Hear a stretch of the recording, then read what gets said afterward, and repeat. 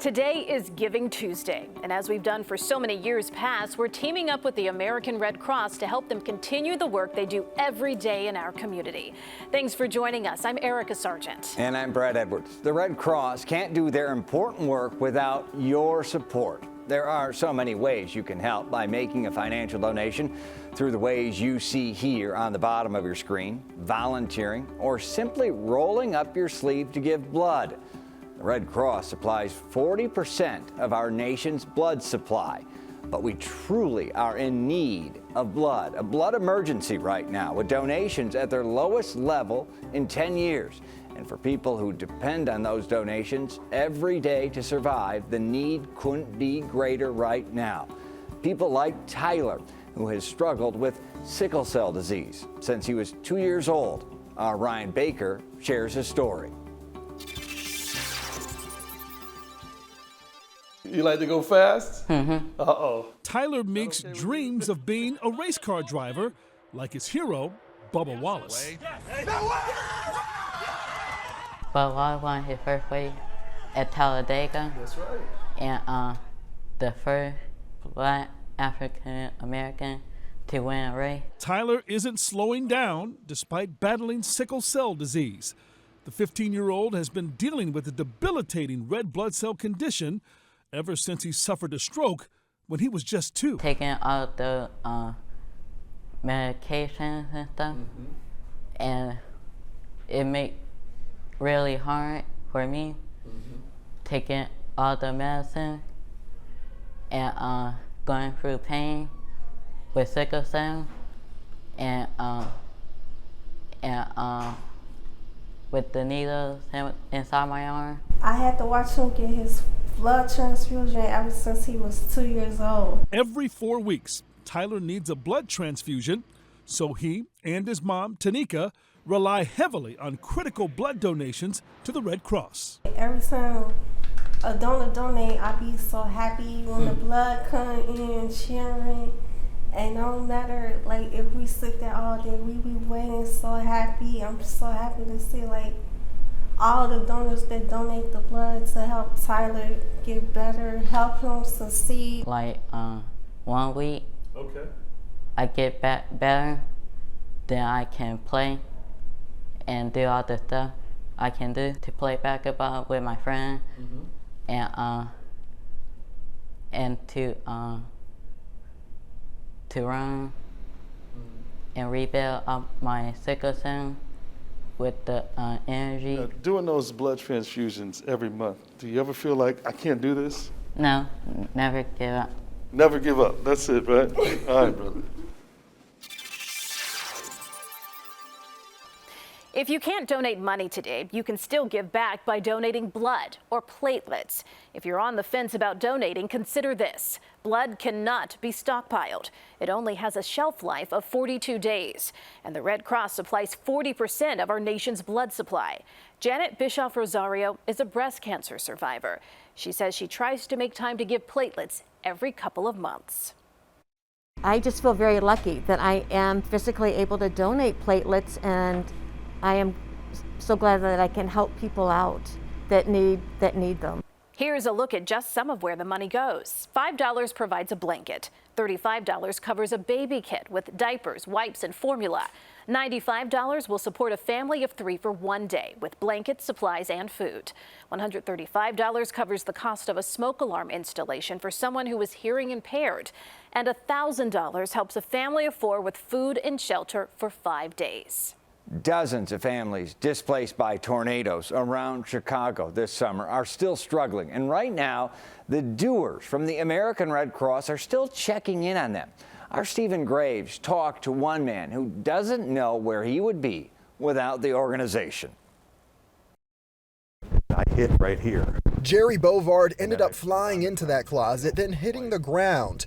The force of the Father's Day tornado still fresh in his head. He and his wife had to rush to the bathroom for safety.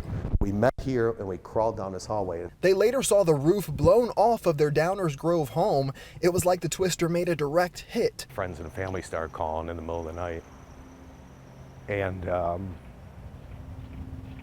calling to see if we need any help or anything like that. So I think that's one that all hit them. They were also hit with a lot of questions over insurance, cleanup, and supplies. That's where the American Red Cross stepped in. I never thought the tornado would hit my house, but when it did, it was nice to know that the Red Cross was there for us. Within days, the Red Cross set up a resource center at Thomas Jefferson Junior High in nearby Woodridge, a one-stop shop of sorts for homeowners looking for information. Things like tarps, food, and water were also available. And so many in the community stepped forward to help. We had people coming in all the time trying to donate. What can I do? Can I donate my time? Jerry says he also got emotional when he came to this spot, realizing the true depth of just how much help people needed. 5, 6, 7, 8 kids with family members trying to get services, trying to figure out what to do next. And that's why having the Red Cross there for us and for our community meant a lot to us. I do come here often still just to kind of look at the house. Jerry is now in a rental home. He could be there until next June. That would be a year after devastation landed on his doorstep, but also a year after the Red Cross came to the rescue. Now hoping others will help the organization, whether it be money or just giving blood. Their tagline is to do something, right? I, like a lot of people, probably don't know that much about Red Cross until it happens to you. And when this happened to me, I would do anything for the Red Cross. In Downers Grove, Stephen Graves, CBS 2 News. The Red Cross says more than 230 families came out to the resource center for help over 2 days. 90% of the Red Cross workforce are volunteers. Just this year, 163 volunteers from the Illinois region answered the call for help out of state, responding to hurricanes and wildfires, helping families and strangers when they needed it most. Our Audrina Bigas spoke with several of those volunteers, inspired to do good from the goodness of other people. All walks of life, from a nurse. People are so thankful for little things that you do for them. To an IT expert. People are grateful that someone cares. And a Marine vet. Just like helping people when the Red Cross is there for everybody. For everybody who needs it all over the country. And 90% of the Red Cross workforce are volunteers, like Charles Sarge Hughes. The vet from Hanover Park drove this truck to Louisiana and helped feed families devastated by Hurricane Ida, plus passed out cleanup kits and supplies to families. They done lost everything they worked for, and they're trying to get back on their feet. They've been hit, they done lost everything, they're still in good mood. The goodness in others inspires the goodness in him. And other volunteers like Janet Fulfs. We also are able to help them transition from their home to the shelter, which is not always a simple thing to do. Janet also deployed to Louisiana and to the California wildfires, where she helped save a life after a woman fell unconscious at a shelter. She quit breathing, and so I had to do mouth-to-mouth on her. She goes, "I know that you were sent here for me." Sent to serve, but she does not take the credit. It's not me, it's the generous people in our community that have made it possible. Generous donations from people like you to provide the resources for volunteers like Anita Zekin, who recently completed 2 deployments to Louisiana. When they see a Red Cross truck pull up, people are coming up to you and asking for help. So they do associate that Red Cross with safety and helping them meet their needs. And they are, working tirelessly from coast to coast in a pandemic, providing food, shelter, supplies, and comfort. That makes a big difference when we know somebody cares. Our volunteers are the backbone of the mission of the Red Cross. We just need people who have servant hearts, who are committed to serving their communities and helping other people. Time and again, we've seen the Red Cross in action in our community. On average, they respond to 870 local disasters across the Chicagoland area every year, most of them fires, including this one that raged through 7 homes in Fuller Park in September. One resident told us he doesn't know where he would be today without the quick actions of his dog and the Red Cross. This dude is strong.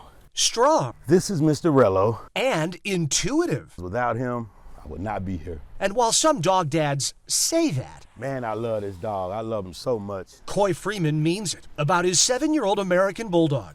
It was the early morning of September 30th. I was asleep on the couch, and my dog Rello, he came and started waking me up erratically. He took his nose, he was throwing my arm up, you know, jumping on top of me with his paws. His house became house number 7. They say 7 houses were actually affected in this. 7 homes engulfed on a dry night here on the 4900 block of South Princeton and Fuller Park. Before I even got to the door, I heard the house crackling. Heard, not saw, because the man who's a licensed dog breeder, the occupant of house number 7, and Relo's dad, is also visually impaired. I couldn't see it, but I can feel it. You know, the coffee pot was melted down to like a cup holder. I can hear the fire constantly cooking. I can hear, you know, the sirens and the everything. When I tell you, it seems as if the fire is alive. It's like it has a life of its own. Saving the 12 dogs inside became a frantic test. Through the smoke, using his innate knowledge of the apartment's layout, he began. The smoke was extremely thick.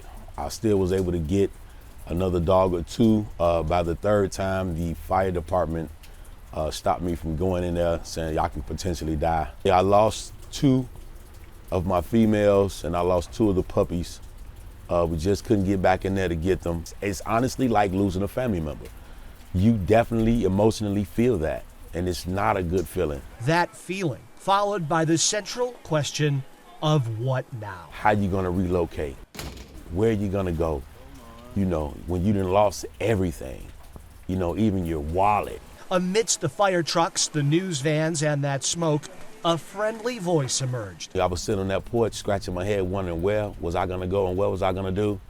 They came in and they helped me. They are the American Red Cross. That really helped me and my dogs make it for at least the next week, you know, until we were able to find somewhere else to go. In that instant, yes, the Red Cross definitely did come in and they helped me a lot, and I thank them so much. Chris Tye, CBS 2 News.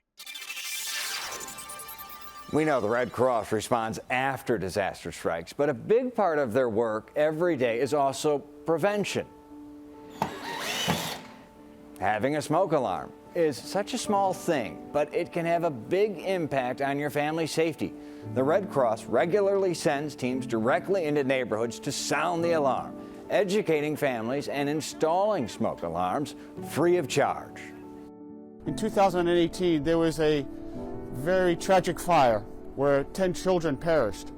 And as we know that one of the best ways to reduce needless death through home fires is to have functioning smoke alarms in people's homes. It's such a little effort can have such a fantastic result. If you don't have a functioning smoke detector, you can go to the Red Cross website and request an appointment for someone to come out and install one for you. Next year marks the 20th anniversary of the Red Cross Heroes Breakfast. That's where the Red Cross honors individuals or groups for acts of great bravery, dedication, and service to the community. They are people nominated by you, and as past heroes will tell you, the recognition lasts a lifetime. At just 5 years old. 911, what is your emergency? Hello? I'm really sick. Hunter Johnson was officially declared a hero. Who's really sick? Mommy. Mommy, what's wrong? Really sick. I remember getting up to go to the bathroom to get the thermometer and then feeling like I was getting like tunnel vision. With his older brother and sister at school and dad away, Hunter's mom, Suzanne, collapsed at home. Her eyes could see nothing. He knew what to do. So then I called 911. And showed the EMTs where his mother was when they arrived. Helping rescue his mother at 5, it's understandable Hunter doesn't remember most of it 11 years later. I hear lots of stories and little bits of it, and I get like these small, there's small little flashes of my mom on the floor. They hadn't seen his youth hero video since then, so this was shocking. And then she fainted. Hunter, that's you! Cute. What? That's on YouTube? Then I printed a room and I was really high. Just shy of his 18th birthday and soon heading to college, Hunter still keeps his medal close.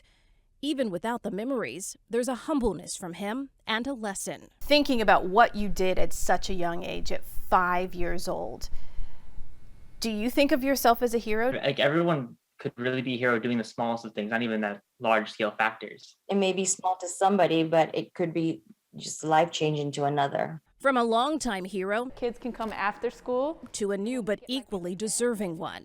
Tanya Lozano received the Social Justice Hero Award this year.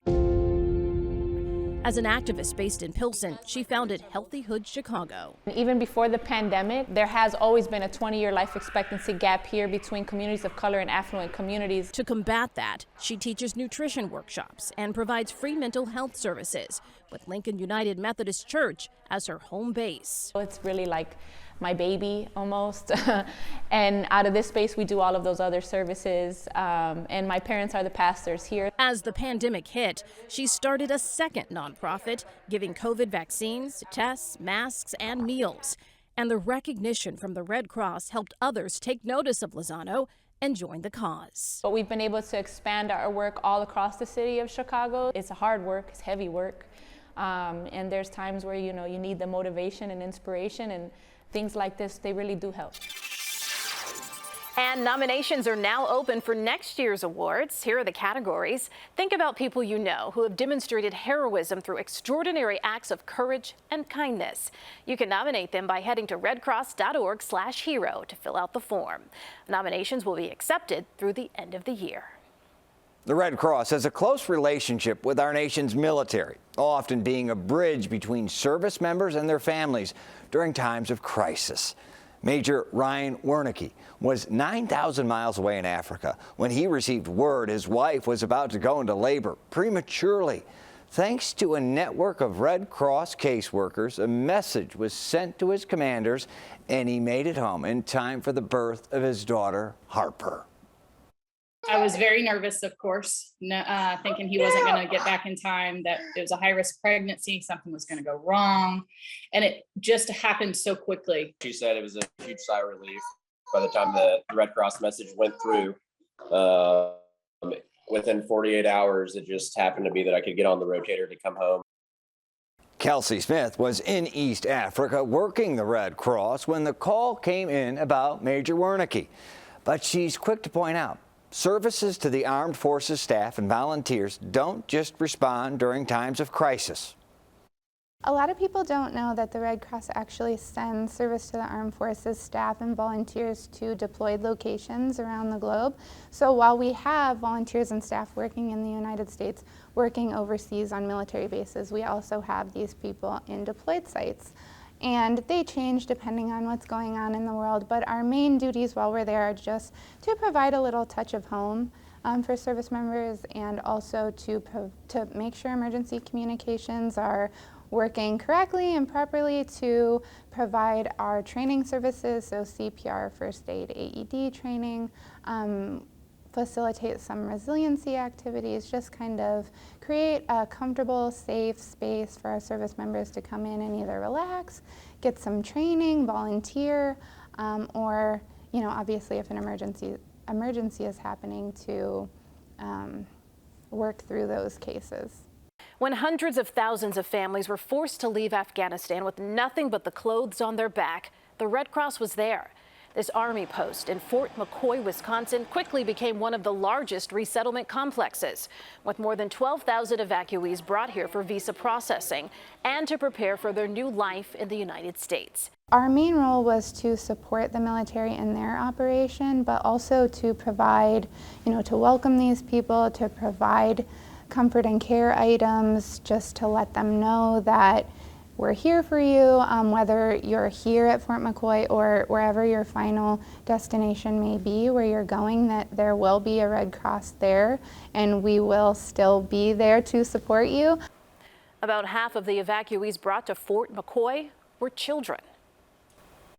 Very impactful because these people have seen such immense trauma, and it just made me really proud to be able to be a part of their journey, and to let them know that everything would be okay. We say it often. There are so many ways you can help, by giving money or your time. Every year, dozens of people do both by running the Chicago Marathon with Team Red Cross. Among those, Sylvia Viatis, a local physician who was inspired after seeing the Red Cross in her home country, Puerto Rico, following Hurricane Maria. I was trying to find something that was meaningful. I have seen a lot of suffering in my country. When they have the hurricanes, you know, they was like all devastated because it was really hard for them to communicate, even for asking for like basic things like water, food. They have a hard time letting their family members know that they were alive. They didn't have any electricity. They didn't have like basic stuff. They didn't have like potable water to clean themselves, or it was very devastated. So the Red Cross came in and they helped everybody. It was a relief for me. It was, so I wouldn't say surprised, but I was surprised on how much they were able to help out. I am a physician. I wanted to go there and, you know, help out all these people, and just giving me the opportunity to help. I decided, well, so what can I do? I have my hands tied, so just, you know, making some contributions to the Red Cross. Through the Red Cross is like, definitely you could see, you know, actions. You could see the outcomes of everything. We all need the Red Cross. In a way or another one, we are touched by the Red Cross. There are so many ways to give. Scan the QR code or call the number you see there on the bottom of your screen. Head to our website or text Red Cross to 90999. No matter the crisis or disaster, the Red Cross is there, and their work didn't change because of the pandemic. We've shown you how they've responded to national disasters. Many volunteers, along with doctors and nurses, helped open large vaccine clinics at places like the United Center. Just being a Red Cross volunteer and having the Red Cross, you know, vest on was really, really very reassuring for people. I mean, the Red Cross brings a lot of, it just brings a good vibe. The Red Cross specializes in two currencies: love in the aftermath of loss, and blood, a scientific necessity to live. This story is about the latter and the desperate need for it right now. There's nothing greater that you can give someone than the gift of life. She knows because she gets it, not in some superficial way. Kristen Mill gets a stranger's blood every week to survive. Just recently, A couple weeks ago, I was admitted to the hospital. My numbers were dangerously low. The hospital came to me and they apologized and they said, "We're so sorry. Our blood bank is depleted to the point where we don't have anyone that matches with you." there was no blood left. Kristen's an athlete, a competitive equestrian, and a loving dog mom on good days. 4 years ago, things changed. It all started with a tick bite, an infection, severe pain, health issues that left doctors baffled, dialysis, a kidney transplant. Now she's dependent on the blood of others due to low hemoglobin, a critical oxygen transportation mechanism. My body produces it, but it disappears, and they're not sure why yet. They're working on that. While they work, she needs you, and she also speaks her story for others, even on social media. I went on Facebook and I just asked friends and family to donate in general. I knew that it couldn't come to me directly. But she did it anyway. She knows firsthand what a blood shortage means. It's very scary, especially if you don't know if it's coming, because this is something that you need to live to survive. You need it to live. Her life is one part ask, one part pure appreciation. So to have people donating life-saving blood to me is just incredible and essential. Blood and platelet donations are currently at their lowest levels in more than a decade. At least 10,000 more donations are needed each week in the coming weeks to simply meet patient needs. Every donation truly counts. There are so many ways to give. You can scan the QR code or call the number you see there on the bottom of your screen. Head to our website, cbschicago.com/Red Cross, or text Red Cross to 90999. Thanks so much for joining us today. And a special thanks to all the volunteers, blood donors, and to you, the viewer at home. It's because of your generosity the Red Cross is able to carry on its important mission. On behalf of the Red Cross and all of us here at CBS 2, I'm Brad Edwards. And I'm Erica Sargent. Remember, the power is within each of us to help those in need. Have a great day.